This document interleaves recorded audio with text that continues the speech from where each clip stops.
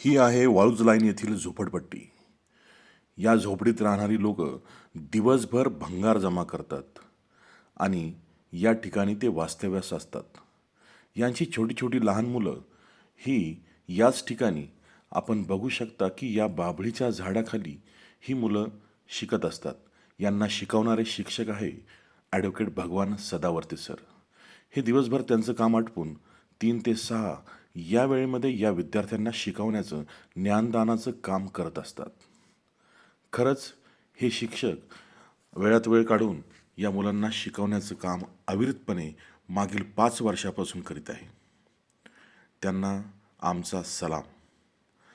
आणि हे जे शिक्षक आहेत, हे शिक्षक ह्या बोर्डवरती या बाभळीच्या झाडाखाली बसून या मुलांना शिकवत असतात. वाळूज लाईन येथील विना छताच्या शाळेमध्ये आपण आज आलेलो आहे. ही शाळा म्हणजे या ठिकाणी जे काही विद्यार्थी येतात हे सर्व विद्यार्थी दिवसभर भंगार जमा करतात आणि या झोपड्यांमध्ये ते राहतात आणि ते इथे येऊन या ठिकाणी या बाभळीच्या झाडाखाली या ठिकाणी या बोर्डवरती ते शिक्षण घेत असतात आणि त्यांना शिकवणारे अवलिया शिक्षक आहेत ॲडव्होकेट भगवान सदावर्ते सर. त्यांचं मी स्वागत करतो आपल्या चॅनलमध्ये.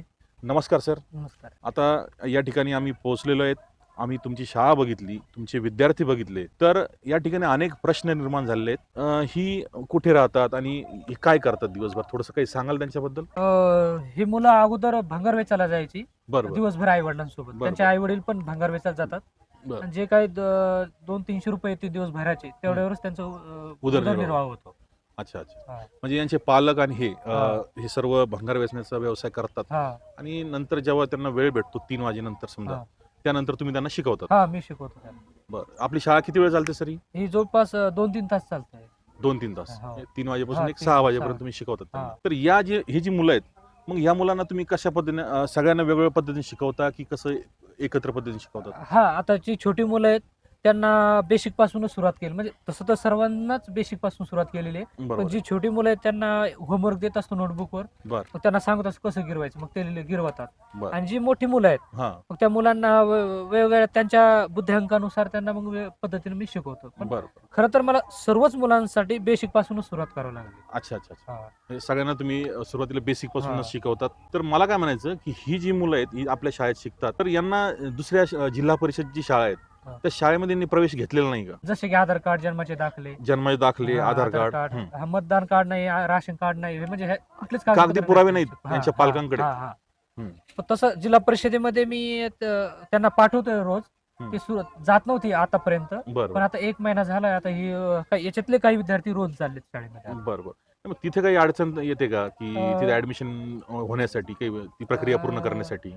जिल्हा परिषद शाळेवाले त्यांना शाळेमध्ये बसू देतात, पण कसं आहे जिल्हा परिषद शाळेमध्ये त्यांना ते गेल्याच्या नंतर त्यांच्या युडाईसवर त्यांचा हजेरी जे पटावर असतं नाव, ते आधार कार्ड दिल्याशिवाय कन्फर्म होत नाही. आणि आधार कार्ड मिळवण्यासाठी यांना कुठली अडचण येते? मुळात त्यांच्याकडे कुठलेच कागदपत्र नसल्यामुळे यांचे जन्म पण वेगवेगळ्या ठिकाणी झालेले राहतात, झोपेत झालेले राहतात, कुठे दवाखान्यात नसतात, म्हणून तिथं जास्त प्रॉब्लेम आहे. आणि ज्यांचे त्या ठिकाणी ऍडमिशन झाले, प्रवेश झाले, मग त्यांना आधार कार्ड मिळाले का? हो, त्यांचे कागदपत्र मीच दिले ना काढून. अच्छा. म्हणजे इथले बरेचसे विद्यार्थी म्हणण्यापेक्षा 100% विद्यार्थ्यांकडनं, पालकाकडनं कुठलेही डॉक्युमेंटेशन नव्हतं, कागदपत्र नव्हती. तर त्यातले ज्यांचे काही प्रवेश झालेत त्यांची कागदपत्र तुम्हीच पूर्तता केली. आणि मला असं वाटतं की त्यासाठी तुम्हाला बरेचशी चक्रा मारावं लागल्या शासन दरबारी, कलेक्टर ऑफिसला वगैरे तुम्ही बरेचशी त्या ठिकाणी चक्रा मारल्या असं मला माहिती मिळाली. हो, वैजपूरला गेलो, उपविभागीय कार्यालयामध्ये तिथे गेलो, तहसील कार्यालयात गंगापूरलाही गेलो होतो, कलेक्टर साहेबांच्या तिथे ऑफिसला जाऊन निवेदन पण दिले मी. अच्छा. म्हणजे असा माझा हा प्रवास चालूच आहे.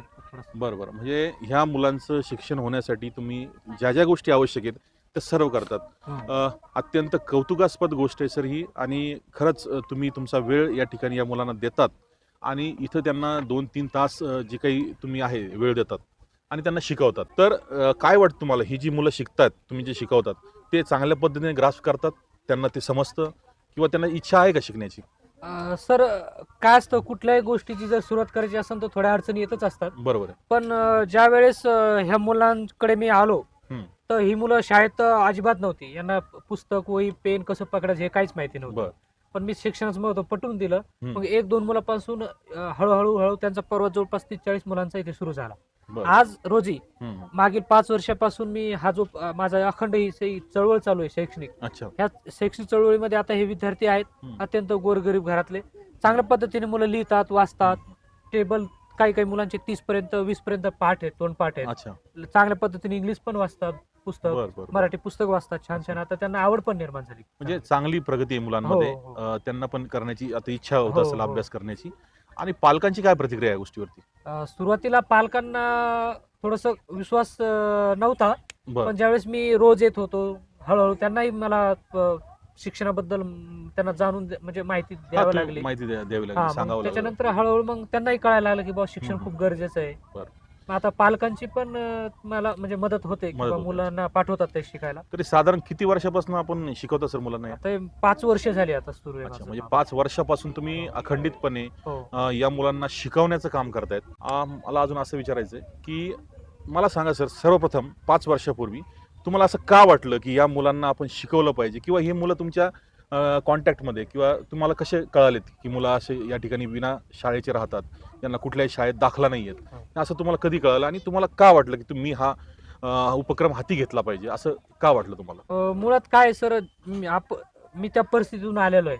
अच्छा. मग मी ज्या परिस्थितीत आलो त्यावेळेस मला कधीच वेळेवर कधी पुस्तक नाही भेटलं, पेन नाही भेटला, म्हणजे परिस्थितीमुळे. बरोबर. पण ज्या ठिकाणी मी राहायचो संभाजीनगरला, तिथे माझ्या बाजूलाच पण अशी वस्ती होती. हम्म. तिथेही मुलं थोडे शाळेत जात नव्हते रेग्युलर. हम्म. किंवा मग काही ठिकाणी मी अशी मुलंही पाहिली होती की ते मुलं व्यसनाच्या आहारी गेलेली होती. अच्छा. मग मला असं वाटायचं की बाबा जर या मुलांना शिक्षण परत आणलं हम्म. तर आणि यांना जर शिक्षण दिलं तर मला कदाचित वाटतं की हे मुलं व्यसनाच्या आहारी न जाता हे शिक्षण परत येतील आणि चांगलं शिक्षण घेतील. बरोबर. मग एके दिवशी असं झालं की माझे मित्र असतात गंगापूरमध्ये, तिकडे ढोरेगाव म्हणून तिथे आढळले सर. आढळले सर. हम्म. तर त्यांच्या घरी मी नेहमी माझं येणं जाणं राहायचं. तर बरोबर. मला ह्या झोपड्या दिसायच्या, मग इथे मुलं भरपूर दिसायची मला. बरोबर. मग मी विचार केला की ही मुलं शाळेत जातात की नाही एकदा आपण बघावं. हम्म. त्यावेळेस इथे चर्चा केली त्यांच्या कुटुंबाशी, तर त्या मुलांनाही बोललो, हम्म. तर ते म्हणजे आम्ही शाळेतच जात नाही. म्हणायचं काय करतात, तर म्हणजे आम्ही भांगार वेचायला जातो. अच्छा. मग कुठेतरी वाटलं की जर हे मुलांना जर शिक्षणाच्या प्रवाहात आणलं तर हे मुलं कुठेतरी चांगल्या मार्गाला जातील हम्म. आणि उद्या भविष्यामध्ये काही ना काही बनतील, असा बरोबर. एक प्रवास आहे. पण याच्या पाठीमागची प्रेरणा खूप आहे हम्म. की मी एमपीसी तयारी करत असताना वेगवेगळ्या महापुरुषांना वाचलं मी. बरोबर. त्यांचे विचार, त्यांनी केलेले शैक्षणिक क्रांत्या ज्या आहेत बरोबर. वेगवेगळ्या घटकासाठी, ते डोक्यात कुठेतरी माझ्या बिंबवल्या गेलं. आणि याच्यासाठी वैयक्तिक जर सांगायचं झालं तर 2-3 व्यक्ती माझ्यासाठी खूप महत्वाच्या आहेत की त्यांच्या प्रेरणेने मी ह्या कामात उतरलो. जसे की आंबेडकरवादी मिशनचे डॉक्टर आपले दीपक कदम सर आहेत. हम्म. त्यांनी बरेच शासकीय अधिकारी घडवलेले आहेत बरोबर. नांदेडला. हम्म. ते एक आहेत. एक माझ्या भगिनी आहेत डॉक्टर लता जाधव. बरं. आणि असे माझे एक मित्र आहेत हम्म. दीपक आडागळे. त्यांनी मला वेळोवेळी मार्गदर्शन केलं. अच्छा. म्हणजे ह्या सर्वांच्या मार्गदर्शनाने मी हा उपक्रम चालू केला आणि त्यात वडिलांचं पण खूप संस्कार होते माझ्यावर लहानपणापासून. म्हणजे हा. तुमच्या घरामध्ये सुद्धा असे संस्कार आहेत की आपण ज्या परिस्थितीतून आलो, हो. आपल्यावरती जी वेळ आली हो. ती आणखी कुणावर येऊ नये, आणि जर येत असेल तर आपण पुढे होऊन स्वतःहून हे काम केलं पाहिजे, या मुलांना शिकवलं पाहिजे, यांना शिक्षणाच्या प्रवाहात आणलं पाहिजे, असं तुमचं त्यामागचा उद्देश आहे. खूप स्तुत्य उपक्रम आहे सर, खूप छान उपक्रम आहे, खूप चांगला इनिशिएटिव्ह तुम्ही घेतलाय. मला असं म्हणायचं की हा सगळा इनिशिएटिव्ह तुम्ही घेतलाय, हा उपक्रम सुरू केलाय, पण या उपक्रमासाठी अजून तुम्हाला कोणी मदत करतंय का? आणि शिक्षणाच्या प्रवाहात आणण्यासाठी प्रयत्न करणारे जर तरुण असतील तर नक्कीच या भारत देशामध्ये शैक्षणिक क्रांती झाल्याशिवाय राहणार नाही, असं मला या ठिकाणी वाटतं. आणि मला असं विचारायचं सर की तुमचं जे शिक्षण आहे, मी तिथून इकडे शहरामध्ये शिकण्यासाठीच आलेलो. अच्छा, माझं LLB चं शिक्षण जर झालं तर मी त्याच एका वृक्षाखाली हे जे काही मुलं आहेत शाळाबाह्य त्यांना एकत्र आणून त्यांना एक चांगलं शिक्षण देण्याचा माझं एक तळमळ आणि एक इच्छा आहे. मित्रांनो बघू शकता, एकीकडं सरकार म्हणतंय की शिक्षण हा हक्क आहे, अधिकार आहे, प्रत्येक विद्यार्थ्याचा, पालकाचा, प्रत्येकाचा हा अधिकार आहे की शिक्षण प्रत्येक मुलाला मिळालं पाहिजे. परंतु आजची परिस्थिती आपण काही ठिकाणी बघू शकता की मुलांना शिक्षण मिळत नाहीये आणि शिक्षण मिळण्यासाठी झगडावं लागतंय. त्यांना त्यांची कागदपत्राची पूर्तता केल्याशिवाय शिक्षण मिळत नाहीये. आणि सर भगवान सदावर्ते सर यांनी सांगितल्याप्रमाणे त्यांचं असं म्हणणं आहे की संभाजीनगर शहरामध्ये बऱ्याच ठिकाणी अशी मुलं आहेत जे शिक्षणापासून वंचित आहेत, शाळा बाह्य आहेत.